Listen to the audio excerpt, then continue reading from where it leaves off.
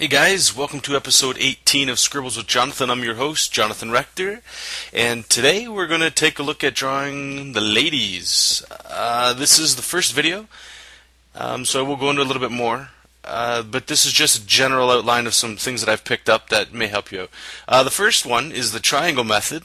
This helps sometimes, where basically the triangle you're doing is from the collarbone down to the bottom of the pelvis, and then you just do another opposite triangle all the way up to the collarbone from the pelvis. It's kind of like an hourglass shape. This can be manipulated a bit, but where they actually intersect, you can throw in your rib cage, and then at the bottom you can throw in the hips. And that's pretty much it. Just toss in some legs and arms and a head, and you're good to go.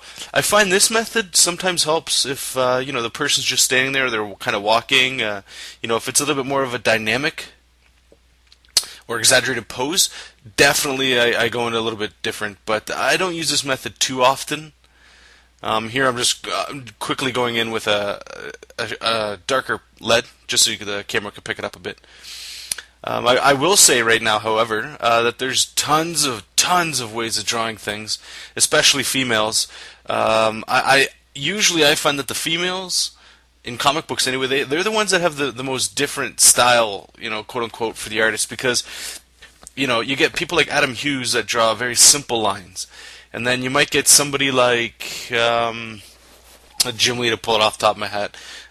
Simple lines again, but there's a little bit more shading going on there. And especially in the face, you'll find that a lot of women, they tend to look different. So experiment on your own, see what happens. Here, it might be a little hard to see here, but usually when I go about drawing women, I draw it the exact same way as I draw guys. So if you go back to watch, what would it have been so far, how to draw chests for the males, it's the exact same thing for the females. The only thing I'm doing here, as you can see, is I'm just arching the hips back a bit. One thing that I've always noticed, and remember anyway from hearing, most of the time you want to draw women sexualized, but not prostitutes. You want them to have a little bit of an allure to them. Again, you don't want to make them prostitutes or anything, but so what does that mean? That's going to differ for everybody. Some people like athletic females. Some people like the round, voluptuous curves everywhere. It depends on your story and the character that you're drawing. But one thing to definitely keep in mind, even if she's a bodybuilder, it's usually a little bit more appealing to just add a lot of curves. So here, as you can see, it's the exact same way as I would draw a guy. What I'm trying to show here is the breast placement. I'm going in and I'm doing the chest the exact same way as I would do it on a guy. As you can tell, it looks like a guy, but maybe a little bit more of a feminine pose for a guy, maybe too feminine.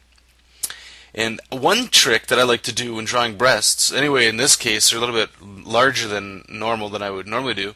I start with the one that's furthest away from you. That way I could round it on the chest and basically just mirror it over onto the other one. It helps me anyway for placement. And again, I'll just go in there and do a darker line so you guys can see a little bit better. And one thing you do not want to do is make the breast look like a botched boob job. Nothing looks grosser in reality and even on paper and illustrations. I know there's different strokes for different folks, but for this guy, usually, like, we're going to go ahead and say 99% of the time, implants look disgusting anyway, and no offense to anybody that's listening if you happen to have them, but it's just not natural. It looks really goofy, literally looks like they're just walking around with a pair of balloons, and it just doesn't look as nice or appealing as somebody that was more natural. And unfortunately, if they're natural anyway, there's no reason for implants whatsoever, because small and big, they all have their own little appeal. So here I'm going to show you, for me anyway, a big no-no of doing implants and why it looks stupid, and why I would hope nobody ever draws like this or does it. And if they do, I do know some people that get away with drawing things like this, but again, it's a personal thing. To me, it's very noticeable, and it just takes you out. Like, it just doesn't give the character any kind of, just makes them look shallow. So here I'm just really drawing exaggerated hips. But here we go. Okay, so Here's one breast and there's the other one. Literally two balls on the chest. Like, that looks ridiculous. And then I'm here going to show you a little rendered out a little bit just to see how that's going to, like, it's sacks of goo in there, right? And then the nipples point up sometimes because it's literally a ball under there. Like, look how ridiculous that looks.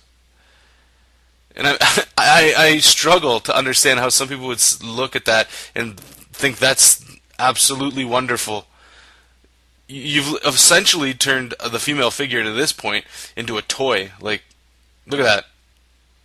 It looks like it looks like, you know, those toys where they have the little circular eyes in there, the little black eyes, and you'd shake it and the little eyes jiggle around, and usually put them on like arts and crafts and stuff. But anyway, here I'll show you. I think I do a little like smaller breasts anyway in here, but I'll try to talk you guys through it as I'm doing it, just so I can place it on there. And again, I would like to say that I will do more videos. You know, every week I'm going to be tossing these up, and eventually I'll get to them. Okay, so again, here I said how I always start with the furthest one away. For me, it helps. And the one key thing to remember is at the top, it's more of a slant or a slope, and then at the bottom, it's like the bottom of a ball. So it curves up at the bottom. I highly recommend looking at reference for this. If you are a little shy about looking at the nude figure, I find one thing that does help is you could always search on Google or Flickr or wherever, or in magazines, of swimsuit models.